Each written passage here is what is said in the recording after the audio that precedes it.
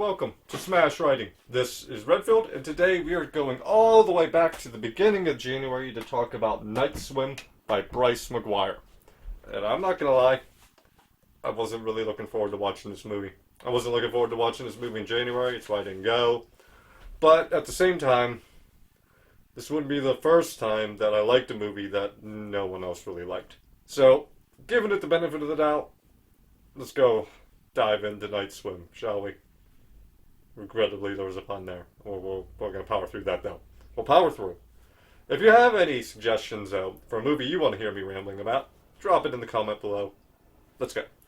Alright, so Night Swim kicks off with a little girl named Rebecca being sucked into the abyss of the swimming pool when she was trying to get the boat for her little brother's boat out of the pool. Then we jump to a family of 4. Ray, Eve, daughter Izzy, and son Elliot. They were shopping for a house.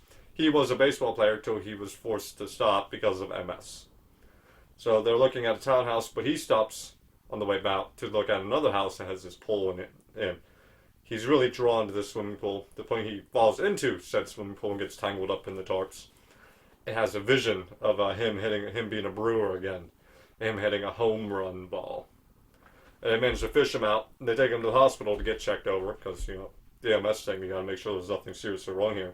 The doctors also tell him, you should really forget about baseball right now, focus on exercises, and brought up pool therapy as one of them.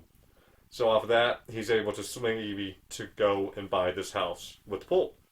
She's a little hesitant, because she's not sure if he wants to take up roots, because they've never taken up roots.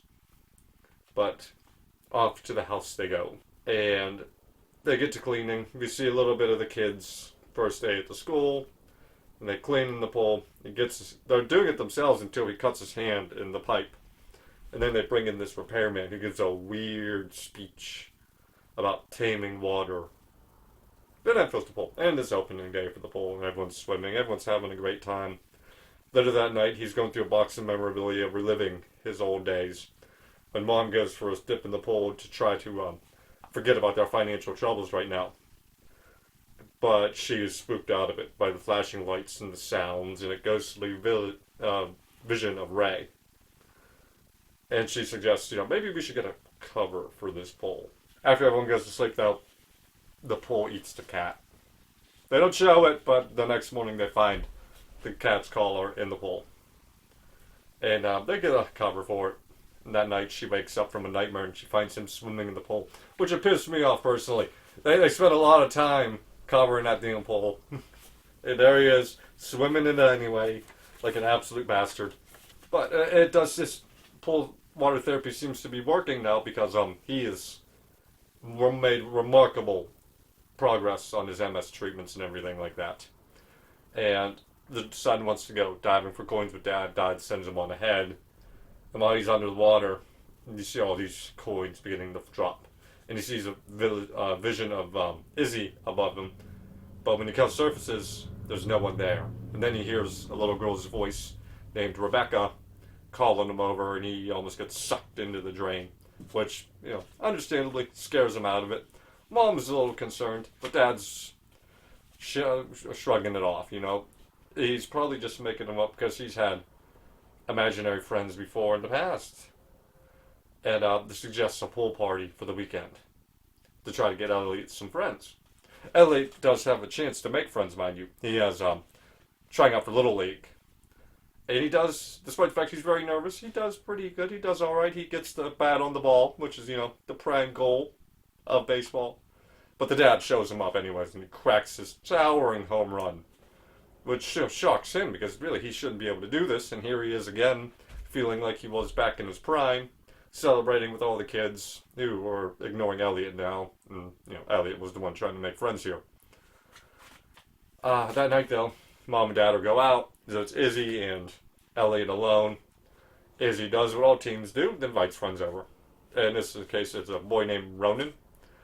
And we get a spooky game of Marco Polo when he leaves the pool whenever her eyes are closed. And a ghost chimes in for a weak-ass jump scare with some real bad-looking monster. He is not a good monster. So now she's afraid of the pool. And Izzy and Elliot have a conversation. Elliot wants to talk to Mom about it, and Izzy tells him absolutely not. Do not do that. Mom is happy, and Dad is getting healthy, and that's how it's fine. We'll power through. This is all in our heads, anyways. Until pool party time comes, Izzy won't get in the water, and Elliot is hiding upstairs with the camera, recording what's happening in the pool, watching Dad bonding with another child. And Mom is talking to the realtor. He discovered, despite after they closed on the house months ago, this has been months.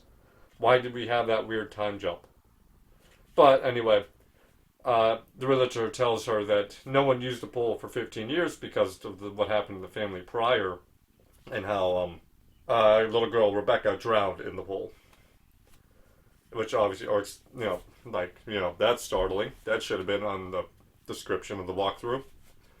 But while that's happening, though, Dad has the one kid on his shoulders. They're playing a game of chicken, and Dad's slowly backing up further and further into the pool when he gets possessed by black goo. During this time, he drags the kid under, and they have to fish both of them out. But the kid's dad and mom are pissed. And they're like, "You're banished from the Little League team." And the mom wants to get everyone out now. But then she has to fight Ray to get in the car. After a few feet, though, he starts choking up water. The pool's not letting him leave. Oh, Mom does her own little investigation. She tracks down Rebecca's family. The son, who was sick at the beginning of the movie, is like this big ambassador now, and Mom is living her high life, I guess, in this big, nice house. After some back and forth, it's discovered that the mom, what this pool is, it is basically a wishing well. The spring was magical before there was a house or a pool or anything, back when springs were everywhere. But this one was magical. It can make one healthy again. But comes at a price. It needs a life in return.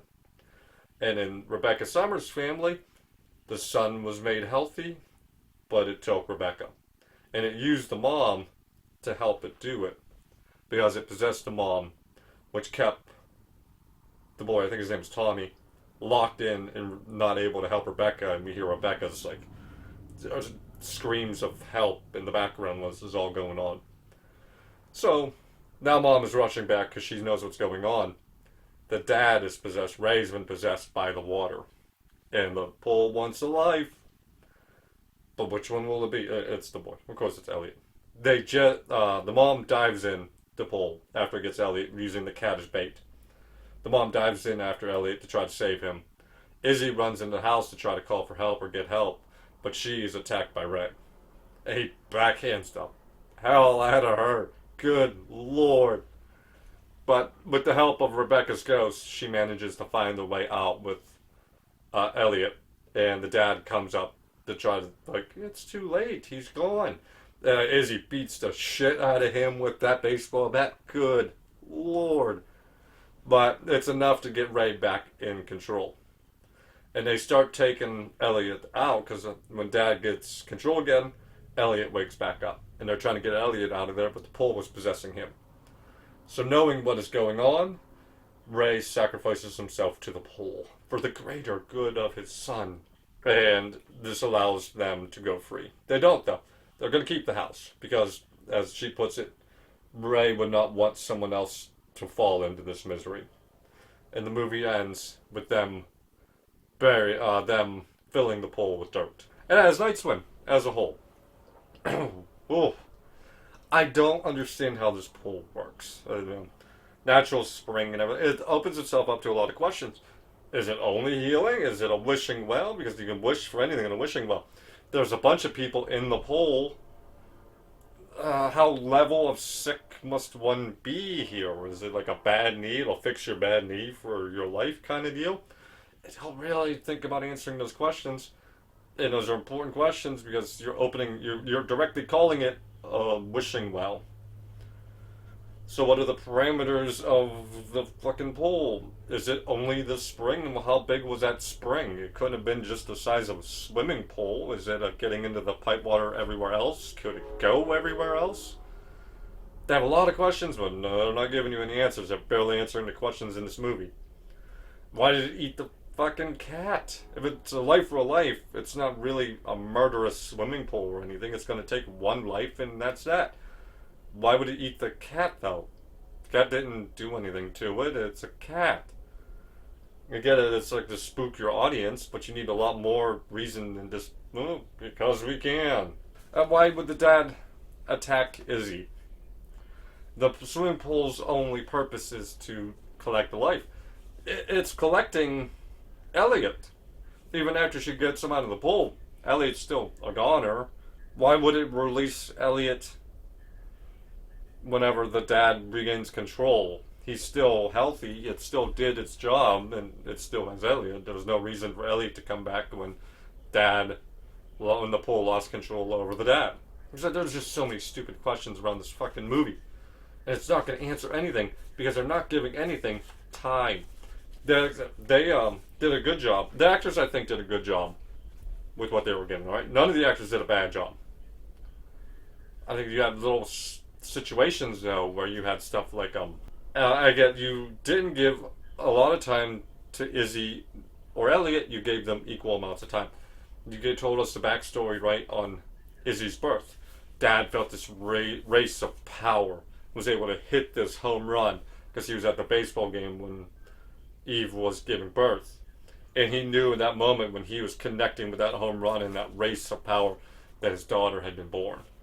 While Eve told the story of a woman who felt like she was alone because her husband was at the ball game. But when she was born, she no longer felt alone. But then you have enough with Elliot to where he's a kid who's trying to impress his dad. He wants to be like dad. He's going out for Little League, despite the fact he's not that good and it doesn't come natural for him and it's hard. But he's still trying and he wants the affections of his father and he doesn't feel like he's adequate enough for it. And they do. That's a nice thing on paper because now it leaves you to decide which one will be sacrificed. But neither of them are enough to really make you care about either of them. And I know it's a weird thing to say because you should, but it just doesn't click in this movie.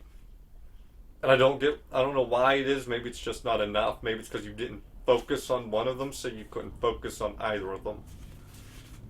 But nothing ever really clicks. You can never really get behind this family.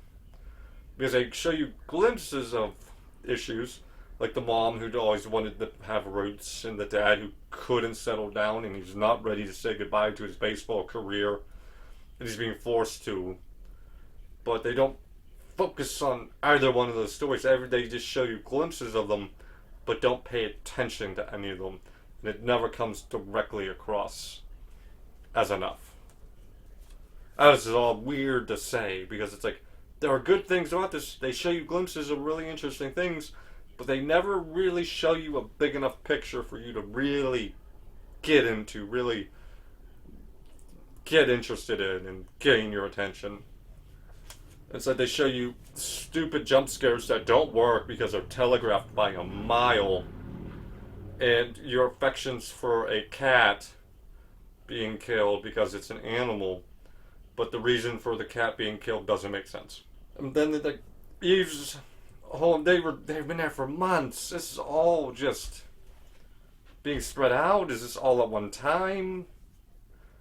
Eve, nothing is really figured out for Eve. She does one internet search, gets to one conversation, and has figured it all out. And I get it, it's not that deep, but at the same time, it feels you wanting more. Like, there has to be more, but I don't want another one of these movies. There are good moments, though.